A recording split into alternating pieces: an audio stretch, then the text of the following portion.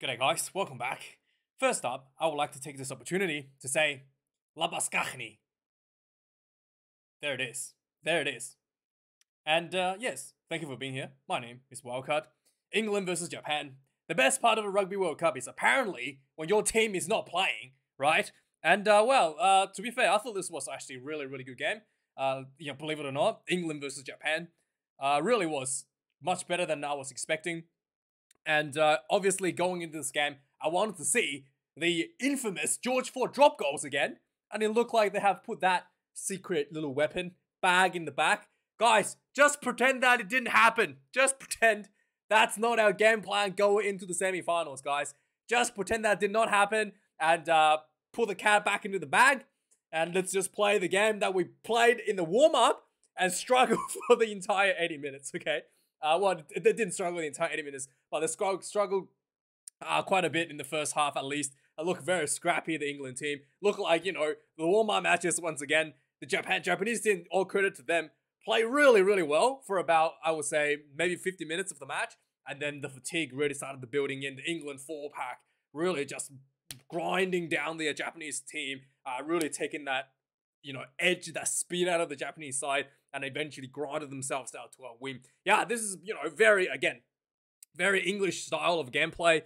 Just uses that forwards to grind down your opposition, get them to, tire them out, and then use that set piece, use that power, use that size to overpower the opposition. And England's, discipline has actually improved a lot. At the beginning of the game, it was looking like this is going to be, a 15 penalty game for England again. But they were able to, after the first bit of the game, they got that out of the system and really, put up a really good, nicely disciplined performance for most of the match.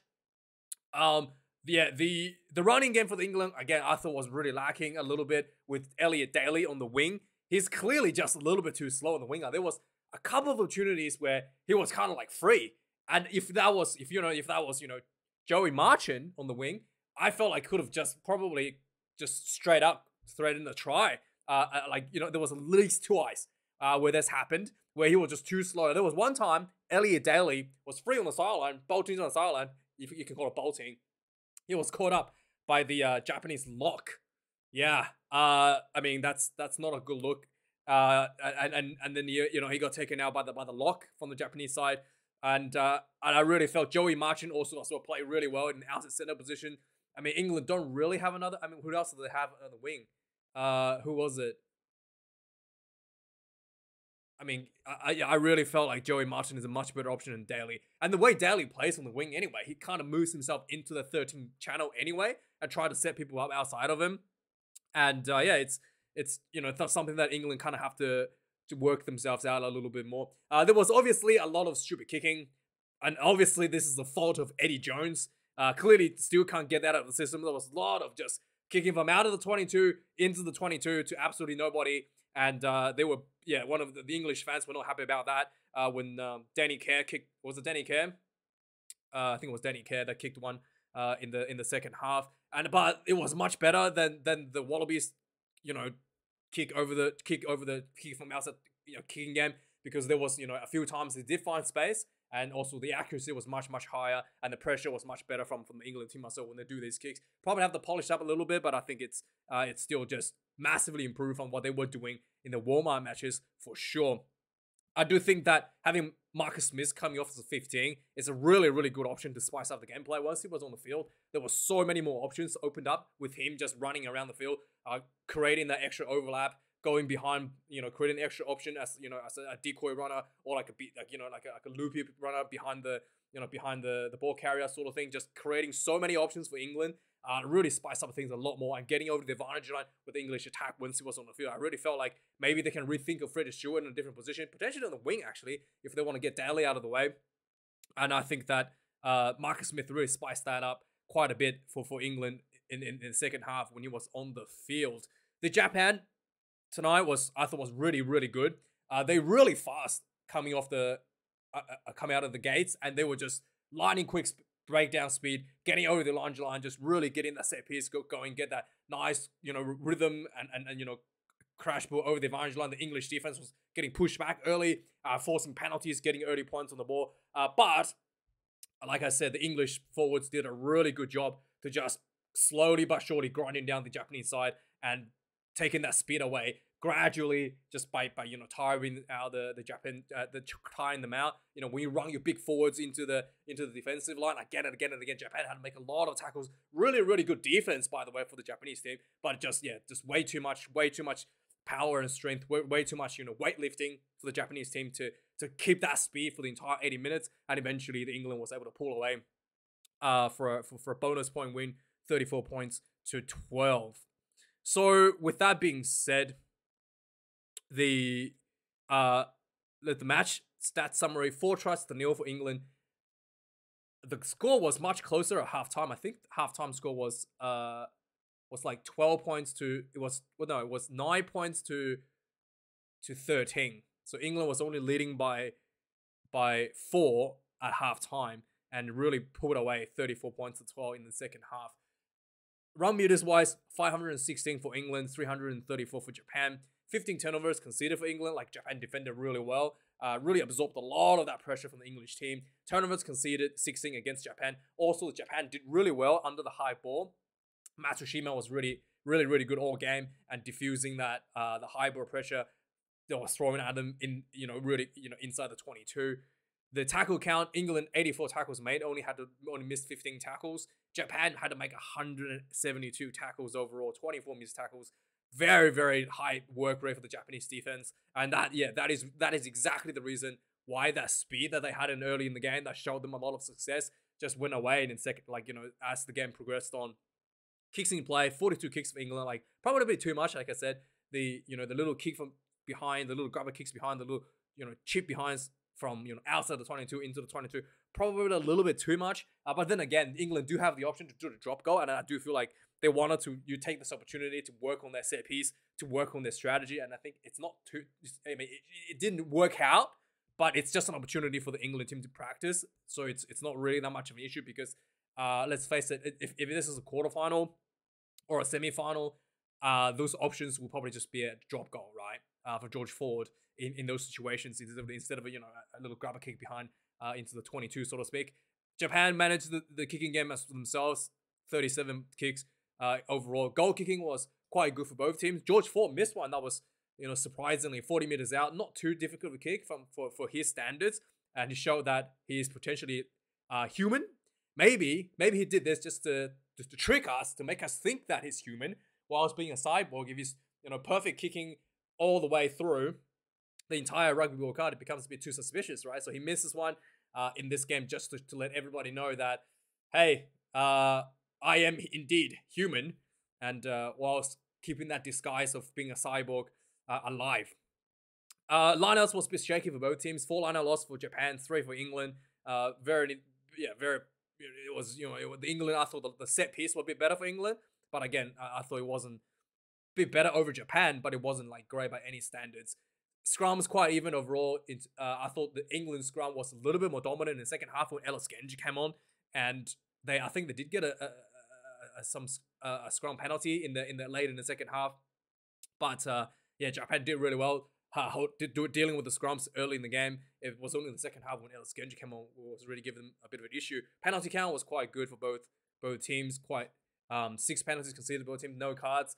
Good results for both teams, especially England. For the first time in I don't know how many games, they finally got away with the game without any cards, any red or yellow cards, which is a massive improvement, 100% improvement for England in that regards of the red card count.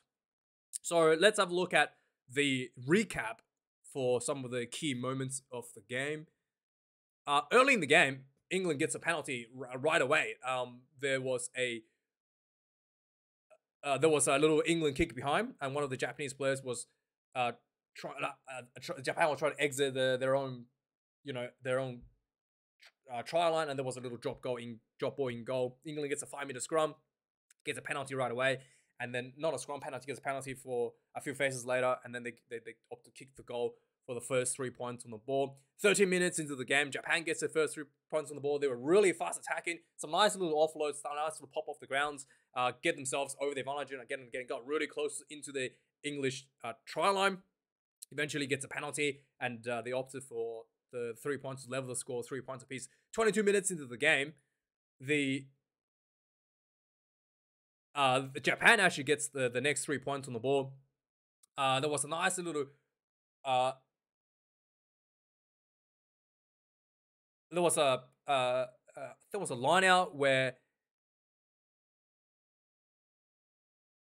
there was a little English line out that went over the top, and Japan was kind of like recover the ball, turn that into a penalty, and England's discipline is starting to kind of like become a little bit concerning because they did have a bit forward dominance at this point, but they just kind of like throwing that away due to their own penalties, and then Japan takes this opportunity to take another 3 points, so 3 points to 6. 23 minutes into the game, England gets the first try on the board. There was just a nice kicking behind, little grabber kicks behind and putting Japan under a lot of pressure. There was George Ford put one through that was so pinpoint accurate into the 5-meter area. Japan had to do a defensive line out. The line out went a bit of a right. It was overthrown, scooped up by an English player, and then just crashed, pounding the try line, follow England obviously, and then the ball goes out to Joey Mala. Joey Mala, a little short pass to Lewis Lutlam, barges through center field for the first try for England. 10 points to 6. 29 minutes into the game, there was a penalty for a Japanese player taking out a player off without the ball. George Ford misses his kick, believe it or not. Just, let's face it, he's doing it to make sure that we don't get too suspicious that he's a cyborg. 31 minutes into the game, Johnny May gets penalized for taking out the ball kicker, and Japan kicks another one, 10 points to 9. So just before halftime, the England gets an opportunity just in front of the Japanese try line, and they were, had a really good opportunity to potentially score a try to finish the half strong. They go for the line out, the ball comes down, they set up a fake ball, they try to pop the ball for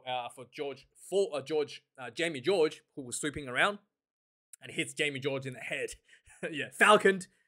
Just before the full-time whistle though, the Japan gets caught offside inside their own half. Another opportunity for George Ford pops 3 on. So halftime score 13 points to 9. Second half starts immediately. The England was being able to using the width of the field, sending Elliot Daly wide, and it looked like he could have gone free if he was any faster than the lock, because he was caught by the Japanese lock there and taken out of the sideline.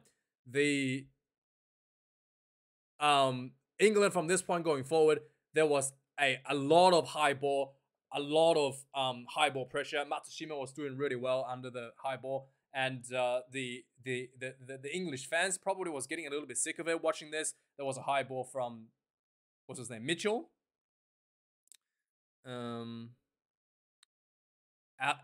Alex Mitchell, who kicked the ball over, and he gets booed by his fans who were not happy with that decision. 51 minutes into the game, Billy Vunipola is on the field. I think it was Billy, or maybe there was someone else, but he was definitely involved in this tackle. Immediately, England gives away a penalty for not rolling away. Japan kicks another one. Scoreboard closes it down to just 1 point, 51 minutes in. 13 points to 12, so it was very close for 51 minutes. And then after this one, the England attack is starting to open up a bit more, with the fresh legs coming off the bench, starting to pay off for England. So there was a lot of pressure building inside the Japanese half. George Ford gets the ball. He throws a pass to Will Stewart, who he misses the catch. It slips through his hands. And then next to him was Joe Mala with his mohawk. And the mohawk passes the ball forward. The mohawk on his head passes the ball forward. And then Colin Law scoops this one up. Goes under the post. Everybody was a bit confused, so there was a knock on. And then the referees had a look. It was the mohawk that knocked the ball forward, which means that it was completely okay. So Colin Laws gets this one down. England suddenly opens up the gap to 20 points to 12. A few minutes later, Matsushima made a nice break. Also following this, he ran almost 50 meters into the England half, and then Dylan Riley links him up. Got really well into the England 22, and then they were just pounding the Japanese defensive. Japan just pounded the England defensive line, and that exhaustion kicked in. Knock on was really a big opportunity missed out there by Japan. The The England following this one was, was building more pressure inside the Japanese 22. There was a Japanese lineout that was stolen. That was in a really good position. And again, England was doing this kicked over the top, but this time it was kind of like good. The ball bounced, but Japan was able to defuse that anyway. And then the ball was kicked back out. George Ford takes the one, had a bit of a space, takes on the gang line, and he actually slips through a tackler. So he was running down the sideline. He had Joey Martin behind him, so he didn't see him, and then he got tackled by Joey Martin. Could have been free if he just popped the ball behind him. Really big opportunity missed there. 65 minutes into the game, Japan was just under pressure from this break. England was just, England was just pounding the Japanese try line. They got 5-meter scrum and then just kept on building with their 4-pack, and eventually they got they were building, and then they got a knock on from the Japanese team. They get a 5-meter scrum. The scrum, England with their reserve song with Ellis Genge squeezes out a penalty from the scrum. With the scrum advantage, the ball goes to George Ford, cross-field kick. Will Stewart catches this one on the fly, grounds the ball for a beautiful try for England. 65 minutes, 27-12. George Ford kicks this one right from the sideline. He's definitely a sideball, guys. And then we've got 73 minutes into the game. England was once again, it was belting the Japanese try line. 14 phases.